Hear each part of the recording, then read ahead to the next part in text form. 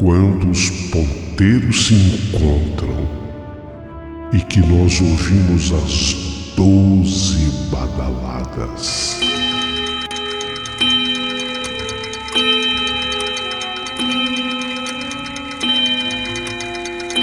A hora que se anuncia é meia-noite.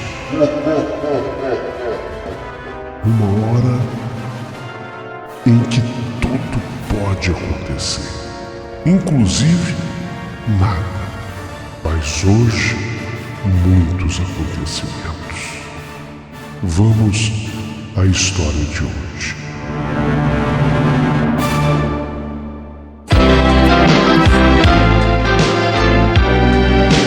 Rádio Emoção. Paulinho, boa pessoa. A verdade de cada um.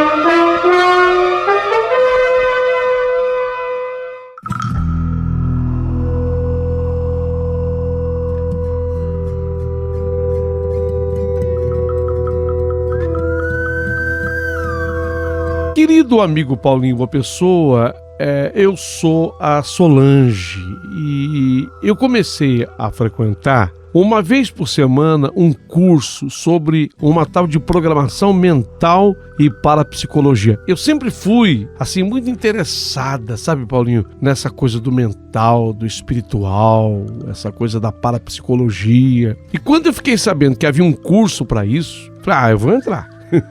Me lembro que eu fiz a inscrição naquele curso onde eu iria uma vez por semana. Era sobre programação mental e parapsicologia. Eu, Solange, estava lá. E do jeito que eu gosto de fazer, sabe? Curiosa.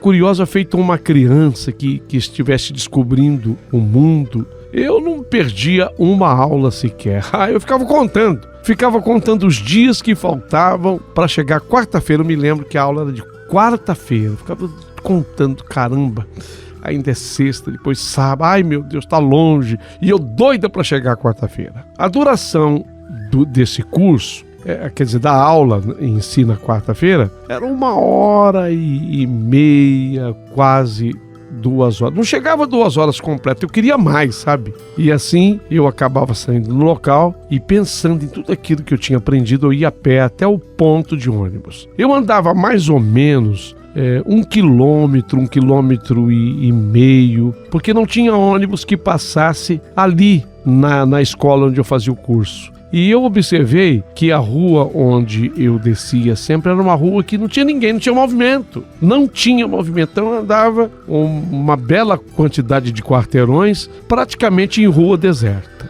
O comércio, quando eu saía, já estava fechado, mas eu não tinha medo, não. Eu ia andando tranquilamente, quando um rapaz que passava num carro do lado oposto à mão que eu ia, eu ia num sentido, o rapaz vinha no sentido contrário. Ele fez umas gracinhas pra mim. Ele passou dentro de um carro, a rua deserta. E aquele rapaz fez assim, umas gracinhas pra mim. Bom, aí eu confesso a você que se eu estava tranquilo, eu perdi um pouco a tranquilidade. Aliás, eu, Solange, fiquei apavorada, porque, meu Deus, a rua, conforme eu falei, não tinha movimento. Senti-me vulnerável. Não tinha ninguém ali para quem eu pudesse pedir algum tipo de ajuda. Eu até me lembrei do mantra de proteção espiritual aprendido na minha aula, no meu curso. Rama, rama, rama. Eu deveria ficar repetindo rama mentalmente e comecei a falar em voz alta mesmo. Rama, rama. Eu tinha aprendido que se você repetisse essa palavra rama, rama, de maneira em sequência, você ganha uma proteção espiritual. E rama. Fiz isso mentalmente falando a palavra rama. Eu fui repetindo rama.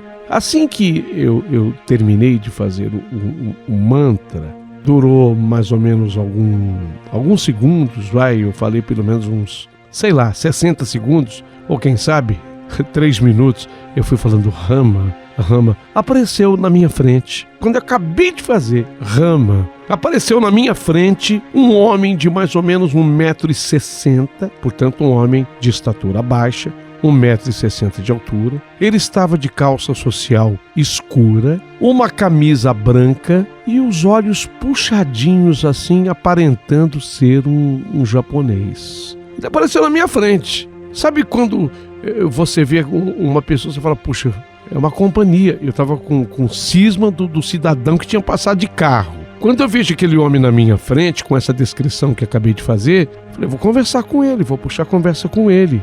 Oi, eu falei pra ele, oi. E ele respondeu também no mesmo tom, oi.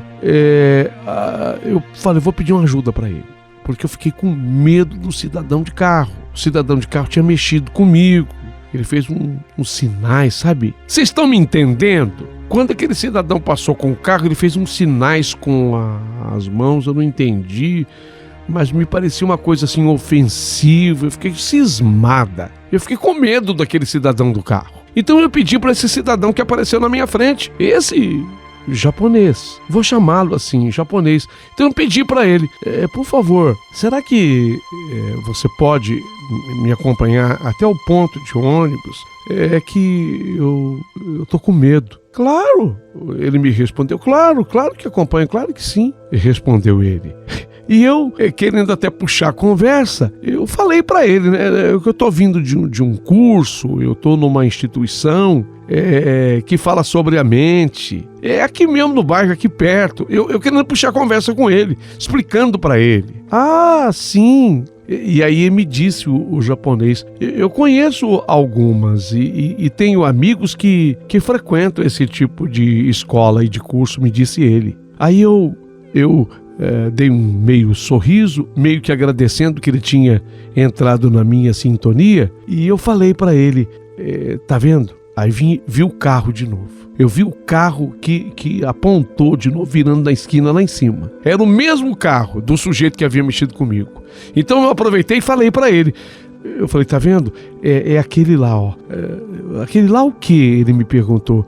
Aquele lá, é um rapaz, ele tá me seguindo com esse carro. E eu fiquei com medo dele, por isso que eu tô pedindo a você que me acompanhe até o ponto de ônibus. Quando eu falei assim, vinha o carro vinha vindo. Quando eu falei assim pra ele, que eu tava com medo do rapaz, expliquei pra ele a situação. Nesse momento, o japonês, ele atravessou a rua, o carro vinha descendo, ele atravessou a rua, de modo que ele se colocou praticamente na passagem daquele carro, de modo que o rapaz teve que frear o carro, teve que brecar, e aí ele foi falar com o sujeito do carro. O sujeito do carro colocou praticamente metade do corpo pra fora da janela e gritou, fala pra mina aí que não precisa ter medo de mim, não. Ele respondeu pro japonês, que o japonês entrou na frente dele. Então aquele cidadão, ele tirou praticamente metade do corpo pra fora e gritou com o japonês, fala pra mina aí que não precisa ter medo de mim não, viu? Eu, quando escutei isso, sinceramente, eu me senti mais calma. Foi quando eu percebi que o japonês, que estava me acompanhando até ponto de ônibus, ele fez assim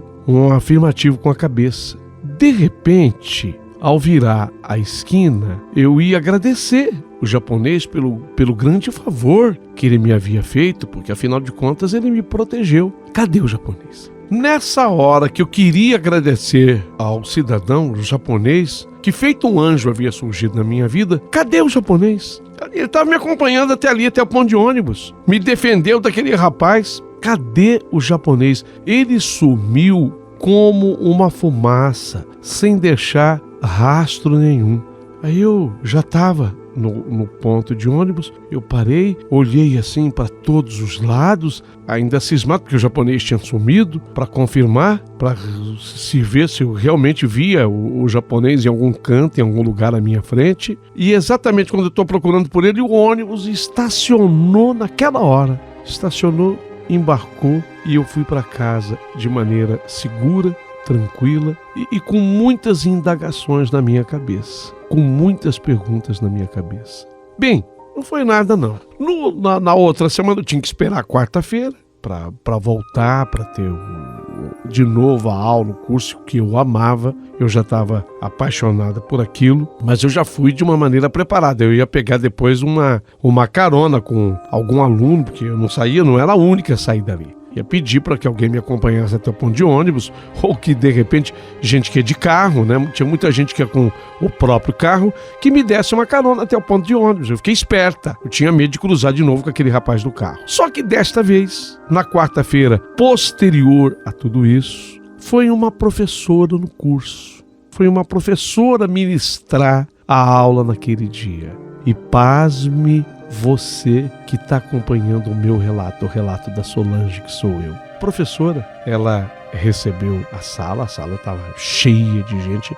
Ela era uma professora que vinha para ministrar uma aula sobre proteção espiritual. Ela começa uma concentração diante de nós, como todos os professores normalmente faziam, e de repente ela parou aquela concentração, ela olhou para mim, eu estava, pelo interesse que eu tinha no curso, eu estava na primeira fila da sala. Ela olhou para mim e ela me faz uma pergunta direta. Você tem, olhando para mim, você tem algum parentesco com japoneses? Porque eu sou brasileira. Aliás, eu sou filho de nordestinos. Eu tenho toda a característica do povo brasileiro, né? E aí ela olhando para mim, ela me pergunta: você tem algum parentesco com algum japonês? Na hora, gente, eu senti um arrepio correr todo o meu corpo.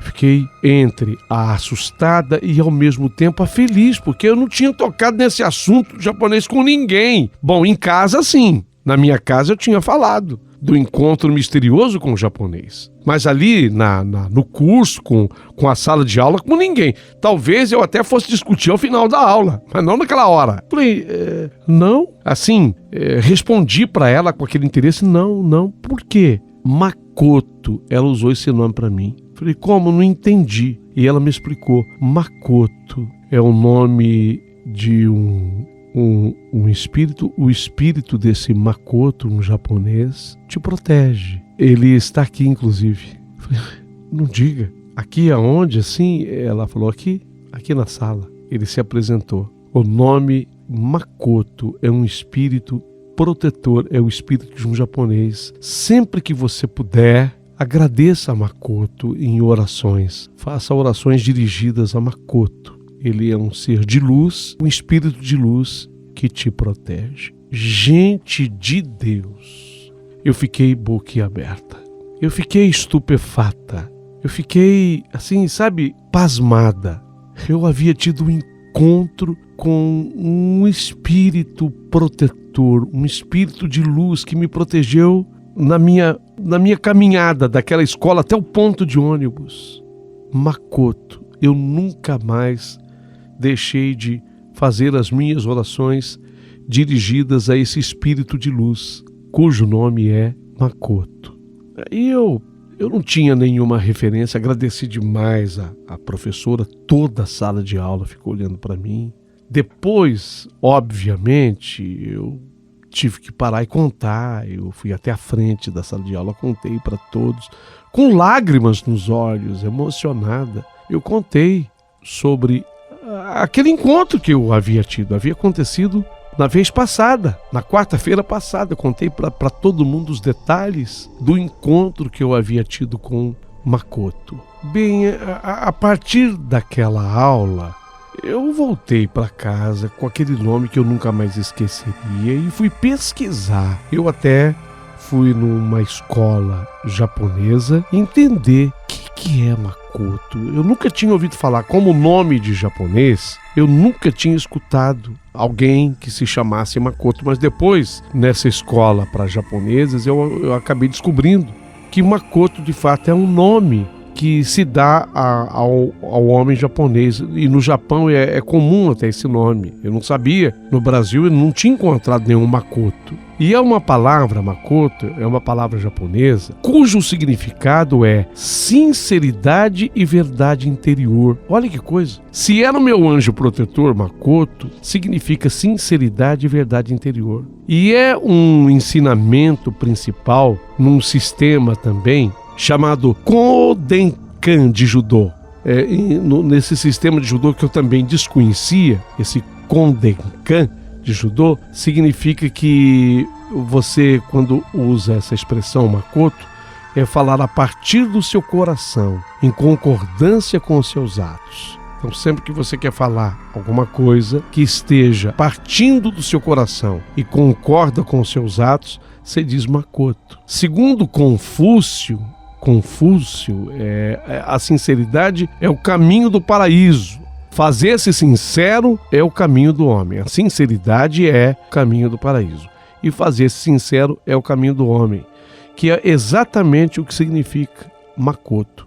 Sinceridade. Sinceridade e verdade interior. Gente, hoje eu escrevo essa carta para vocês, na História da Meia-Noite, querendo ouvir a opinião de vocês, querendo escutar a respeito da opinião de vocês sobre makoto. Queria saber, através das opiniões, se alguém já ouviu falar desse anjo, porque para mim, makoto, que me protege, esse espírito de luz e por quem eu rezo, é um anjo, sabe? Também descobri que makoto é um vocábulo japonês que fala de, além de sinceridade, fala de fidelidade, de honestidade, de constância, de devoção, de franqueza, de pureza, de autenticidade. Você vê quantas palavras correlatas e positivas a makoto, né?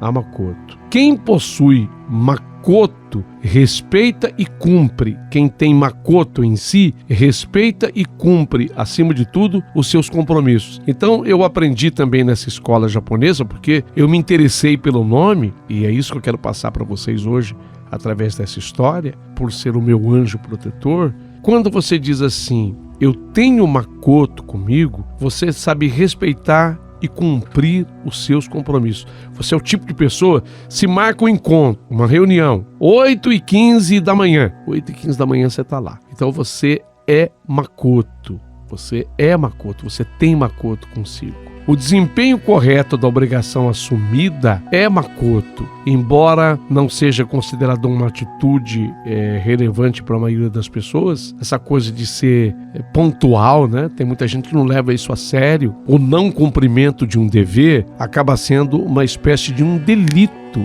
Então eu descobri também, através da espiritualidade japonesa, que cada vez que eu não cumpro, vou dar um exemplo bem banal para que todos possam entender, porque é isso que eu quero passar através dessa história. Digamos, eu digo assim para uma amiga minha, olha, eu vou na tua casa sexta-feira às 14h, você pode me esperar, eu vou. Por algum motivo, ou eu vou fazer a sua unha, eu vou cortar o seu cabelo, eu vou para a gente colocar a fofoca em dia, mas me espere, sexta-feira às 14h estarei lá. Então essa amiga, ela se prepara para te receber, sexta-feira às 14h. Então ela vai preparar algo para que vocês possam comer, ou ela vai adiantar o seu serviço, ela vai limpar a casa de uma maneira diferente. Ela vai tomar um banho, ela vai se trocar. 14h ela quer estar pronta para te receber. Então você fez com que ela se preparasse para te receber. E aí você não vai falar, bobagem. Eu marquei esse encontro com a minha amiga, sexta às 14h. Era pra gente colocar a fofoca em dia. Não vou. Bobagem isso aí. Vou fazer outra coisa. O que você fez? Presta atenção. Você cometeu um delito na sabedoria japonesa. Você não teve makoto com você. Então, cada vez que você comete um delito porque você enganou uma pessoa, quer queira, quer não, aquela amiga com a qual você marcou encontro, ela foi enganada. Ah, mas eu não tive intenção, não foi bem isso. Depois eu mandei uma mensagem para ela, não, você enganou, você cometeu um delito. Aí, diante desse delito, o teu anjo protetor, ele se afasta um pouco de você. Deu para entender? Se você é cumpridora das suas obrigações, por menor que ela seja, o teu anjo protetor está sempre mais atrelado a você. Então, o que eu faço? Geralmente, eu não menosprezo nenhum compromisso, nenhum horário. Quando eu marco com alguém, independente de quem seja, uma reunião de trabalho, ou simplesmente um encontro com uma amiga para a gente colocar a fofoca em dia, eu cumpro exatamente a minha obrigação. Se essa minha amiga faltar, bom, o problema passa a ser dela, mas não meu. Deu para entender? Então, se você, presta atenção, se você quer ter a proteção do teu anjo, tenha Makoto com você. Tenha essa responsabilidade incutida na sua mente, no seu coração. Há até um provérbio antigo que chama a atenção para esse sentimento Makoto. Presta atenção nesse provérbio. Escuta, presta atenção, ele é muito importante. É bom ser esperado, desagradável é esperar. Vou repetir esse provérbio. É bom ser esperado, desagradável é esperar.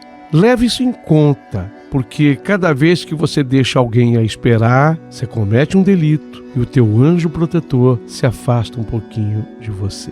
Daí a importância de se ficar atento à expectativa do próximo. Quem não se preocupa com esses pequenos detalhes não tem Makoto. Ainda que possua muitas outras qualidades, pouco valor terá se não tiver sensibilidade e respeito em relação aos horários assumidos. Portanto, quem tem fé em Deus, olha o que eu aprendi na espiritualidade japonesa, tudo isso movida pelo aparecimento do japonês misterioso, Makoto. Portanto, quem tem fé em Deus não pode menosprezar o rigoroso cumprimento das obrigações. Se não puder, acima de tudo, pôr em prática esse preceito, está reprovado na fé.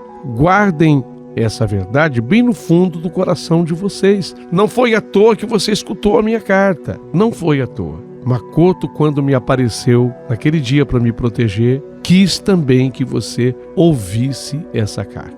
Eu gostaria de receber o seu comentário na História da Meia-Noite e espero que vocês tenham gostado.